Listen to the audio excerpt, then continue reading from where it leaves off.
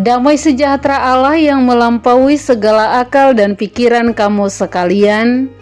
Amin. Firman Tuhan yang menyapa kita pada malam hari ini diambil dari Kisah Para Rasul pasal yang kelima, ayat yang pertama sampai ayat yang ke-11. Demikian kebenaran firman Tuhan. Ada seorang lain yang bernama Ananias. Ia beserta istrinya Safira menjual sebidang tanah. Dengan setahu istrinya, ia menahan sebagian dari hasil penjualan itu dan sebagian lain dibawa dan diletakkannya di depan kaki rasul-rasul. Tetapi Petrus berkata, "Ananias, mengapa hatimu dikuasai iblis, sehingga engkau mendustai Roh Kudus dan menahan sebagian dari hasil penjualan tanah itu? Selama tanah itu tidak dijual, bukankah itu tetap kepunyaanmu? Dan setelah dijual, bukankah hasilnya itu tetap dalam kuasamu? Mengapa engkau merencanakan perbuatan itu dalam hatimu? Engkau bukan mendustai manusia, tetapi mendustai Allah." Ketika mendengar perkataan itu, rebahlah Ananias dan putuslah nyawanya. Maka sangatlah ketakutan semua orang yang mendengar hal itu. Lalu datanglah beberapa orang muda. Mereka mengapani mayat itu, mengusungnya keluar dan pergi menguburnya. Kira-kira 3 jam kemudian masuklah istri Ananias, tetapi ia tidak tahu apa yang telah terjadi. Kata Petrus kepadanya, "Katakanlah kepadaku, dengan harga sekiankah tanah itu kamu jual?" Jawab perempuan itu, "Betul sekian." Kata Petrus, "Mengapa kamu berdua bersepakat untuk mencobai Roh Tuhan? Lihatlah, orang-orang yang baru mengubur suamimu berdiri di depan pintu, dan mereka akan mengusung engkau juga keluar." Lalu rebahlah perempuan itu seketika itu juga di depan kaki Petrus, dan putuslah nyawanya. Ketika orang-orang muda itu masuk, mereka mendapati dia sudah mati. Lalu mereka mengusungnya keluar dan menguburnya di samping suaminya. Maka sangatlah ketakutan seluruh jemaat dan semua orang yang mendengar hal itu. Demikian pembacaan kebenaran firman Tuhan. Bapak, Ibu, saudara-saudariku yang terkasih di dalam nama Tuhan Yesus Kristus. Tema yang sampai bagi kita pada saat ini adalah melawan suap dan korupsi. Pengertian tentang suap dalam Kamus Besar Bahasa Indonesia itu adalah uang soko. Tetapi kalau kita melihat dalam Alkitab, secara alkitabiahnya, dalam Perjanjian Lama, istilah suap itu ada 2. Yang pertama itu adalah syohat, yang kedua itu adalah kofer. Kofer dan syohat. Syohat adalah bentuk aktif dari kata kerja syahat, artinya menyuap sehingga. Jadi syohat berarti penyuap atau yang memberikan sesuatu pemberian. Boleh kita lihat dalam Yehezkiel pasal yang ke-16 ayat yang ke-33 dan Yesaya 5 ayat 23. Sedangkan yang menerima disebut sebagai penerima suap. Kemudian istilah kafar adalah bentuk aktif dari kata kerja kafar, artinya menutup sehingga. Berarti penutup atau yang menutupi atau yang menebus. Amsal 5 ayat yang ke-12. Dalam hal ini sering disebut uang tebus atau suap. Maka dapat kita pahami, Bapak, Ibu, saudara-saudariku yang terkasih, bahwa suap dalam Perjanjian Lama adalah pemberian sesuatu kepada seseorang sebagai penutup mulut atau supaya tidak melaksanakan sesuai dengan yang sebenarnya. Itulah dalam Perjanjian Lama. Sedangkan dalam Perjanjian Baru boleh kita lihat juga banyak praktek-praktek suap yang terjadi. Salah satu contoh itu adalah di mana Yudas Iskariot menerima uang sebagai imbalan daripada ketika dia mau menyerahkan Yesus.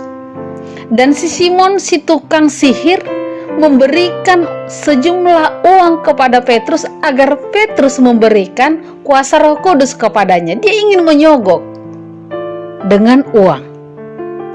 Jadi bentuk-bentuk suap itu banyak, baik di perjanjian lama dan perjanjian baru. Bahkan di tengah-tengah kehidupan kita pada saat ini, ada itu berbentuk uang, ada itu berbentuk materi, ada itu berbentuk janji. Jadi pemberian uang, pemberian materi, ataupun janji, itu adalah bentuk-bentuk daripada suap. Dan pemberian uang ini biasanya dilakukan secara tersembunyi, dengan kata lain tidak diketahui oleh orang lain.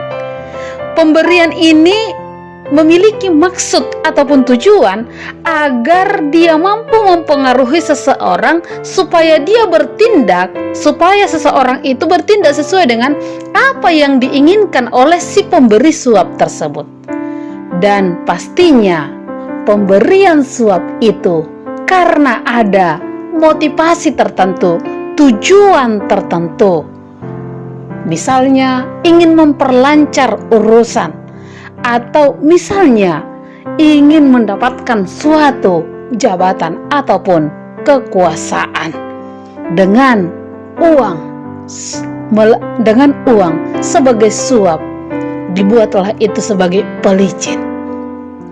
Bapak Ibu saudara-saudariku yang terkasih di dalam nama Tuhan Yesus Kristus, sehingga ini mengakibatkan kebobrokan dan ini mengakibatkan kemerosotan nilai-nilai moral dan nilai-nilai spiritual dalam kehidupan kita ini. Sesuai dengan tema ini juga, bahkan di dalam teks ini Tuhan mengajarkan kita melalui Rasul Petrus bagaimana Tuhan mengajak kita agar kita bisa melawan yang namanya suap dan korupsi. Kita belajar daripada teks kita ini, Bapak Ibu saudara-saudariku yang terkasih di dalam nama Tuhan Yesus Kristus, melalui seorang suami, melalui satu keluarga, yaitu suami istri yang bernama Ananias dan Safira. Sebenarnya secara kontekstualnya boleh kita lihat, keadaan jemaat mula-mula bukanlah menghadapi keadaan yang mudah. Mereka bukan hanya menghadapi masalah ekonomi yang sulit, mereka juga dikejar-kejar oleh masyarakat yang tidak menyukai kehadiran mereka sebagai orang percaya. Tetapi hal yang menarik adalah di tengah-tengah kesulitan tersebut mereka masih mampu bertahan, dan ini semuanya karena mereka memiliki sikap kebersamaan yang baik, kebersamaan yang teguh. Di mana letak kebersamaan mereka? Kesatuan mereka itu adalah mereka memiliki hati yang mau berbagi dengan sesamanya. Bahkan mereka suka memberi persembahan, rela menjual harta kepunyaannya untuk dipersembahkan kepada rasul-rasul, dan itu kemudian dibagi-bagikan kepada setiap orang sesuai dengan keperluannya, sehingga tidak ada seorang pun yang berkekurangan di antara mereka. Kisah para rasul di dalam kisah para rasul ini boleh kita lihat. Bahkan dikisahkan juga dalam kisah para rasul ini ada seseorang yang bernama Yusuf, dan para rasul memanggilnya Barnabas. Dia adalah orang Lewi dari Siprus. Dia bahkan datang jauh-jauh untuk memberikan persembahan hasil menjual ladangnya, dan kemudian itu dibagi-bagikannya kepada orang-orang yang membutuhkan melalui para rasul-rasul. Bapak, Ibu, saudara-saudariku yang terkasih di dalam nama Tuhan Yesus Kristus. Dan di antara jemaat mula-mula pada saat itu ada Ananias dan Safira sebagai pasangan suami istri. Mereka juga ikut menjual sebidang tanah milik mereka untuk dibawa kepada rasul-rasul. Namun ternyata perbedaannya dengan jemaat pada saat itu adalah mereka menjual tanahnya tetapi itu tidak diberikan, tetapi tidak semuanya diberikan ke hadapan rasul-rasul. Mereka menahannya sebagian. Itulah yang membuat dalam teks kita ini Rasul Petrus mengetahui itu dan mengingatkan mereka bahwa mereka tidak jujur, bahkan mereka telah mendustai Roh Allah, telah mendustai Roh Kudus. Rasul Petrus berkata, apa yang mereka lakukan itu adalah telah mendustai Roh Kudus. Bukan manusia yang mereka dustai, tapi mereka mendustai Allah. Sehingga Rasul Petrus menjelaskan bahwa pemberian segala kepunyaan menjadi milik bersama itu bukanlah suatu tuntutan keharusan, bukan pula tekanan kepada jemaat, tapi Tuhan menyukai orang yang memberi dengan sukacita. Tuhan menyukai orang yang melakukan perbuatan baik. Tuhan menyukai orang yang memberi dengan sukarela, bukan karena paksaan. Jadi Bapak Ibu saudara-saudariku yang terkasih di dalam nama Tuhan Yesus Kristus, akibat daripada, dampak daripada tindakan si Ananias dan juga Safira, boleh kita lihat dalam teks kita ini, mereka dihukum mati. Satu kido dan ibu nasida artanai. Ahadona boy, apa yang boleh kita pelajari dalam teks kita pada saat ini? Tuhan mengajarkan kita seperti tema kita pada saat ini, melawan suap dan korupsi. Melalui teks ini kita diajarkan adalah jangan kita mendustai Tuhan, jangan kita menipu Tuhan, jangan kita bersekongkol yang jahat dengan sesama kita, dan jangan kita menjadi hamba uang. Kita diajar bahwa kita tidak dapat mendustai Tuhan, karena Tuhan adalah Tuhan yang Maha Tahu dan Tuhan yang Maha Adil. Apa yang kita lakukan secara tersembunyi di hadapan manusia, itu semuanya terlihat jelas di mata Tuhan. Kalaupun kita mungkin bisa mengelabui, menutup-nutupinya di hadapan sesama kita manusia, namun tidak ada yang tersembunyi di hadapan Tuhan. Bahkan Tuhan sendiri jauh lebih mengetahui siapa kita dibandingkan dengan diri kita sendiri. Tuhan melihat apa yang kita perbuat, apa yang ada di dalam hati kita. Dalam Yesaya 5 ayat 18 dikatakan bahwa celakalah mereka yang memancing kesalahan dengan tali kedustaan dan dosa seperti dengan tali gerobak.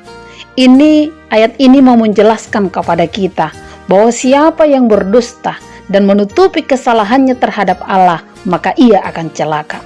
Seperti pada umumnya pada saat ini, banyak maraknya praktek suap dan korupsi, baik itu di tengah-tengah negara kita ini, di tengah-tengah pemerintah, di tengah-tengah organisasi yang kita duduki, bahkan tidak tertutup kemungkinan di tengah-tengah gereja.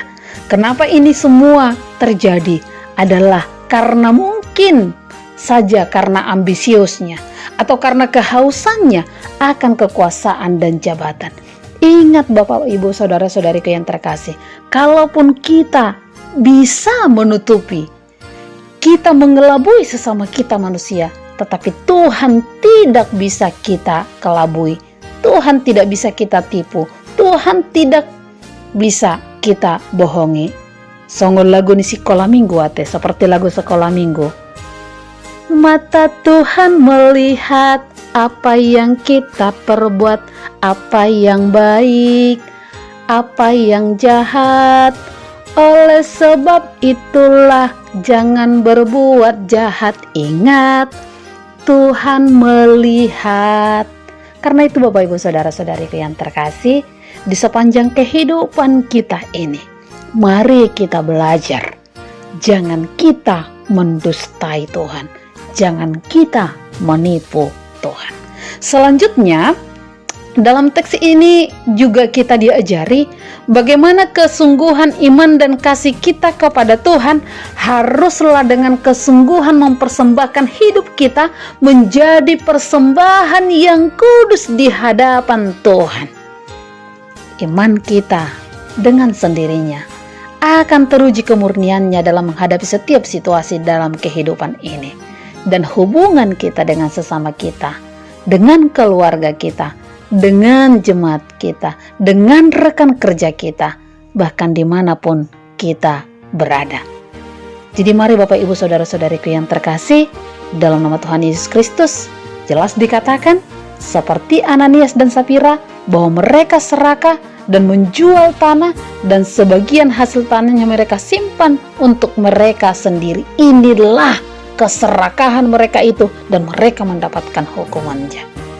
Jadi mari Bapak Ibu Saudara-saudariku yang terkasih, di dalam nama Tuhan Yesus Kristus, melalui teks ini kita diajarkan dengan beberapa hal di tengah-tengah kehidupan kita. Bagaimana kita menjadi anak-anak Allah, orang-orang yang percaya kepada Tuhan, diajarkan untuk hidup jujur dimanapun kita berada. Diajarkan agar kita bisa melawan suap dan korupsi, karena orang yang melakukan itu akan mendapatkan hukuman sesuai dengan perbuatannya. Selanjutnya, kita diajari sebagai suami istri, sebagai parhalado dan jemaat, sebagai pimpinan dan bawahan, sebagai mitra kerja, atau sebagai apapun kita itu, kita boleh bersepakat. Bahkan kita baik untuk bersepakat, tapi jangan salah dalam membuat kesepakatan hingga membawa kita kepada persekongkolan yang jahat, yang mendustai ataupun yang menipu Tuhan.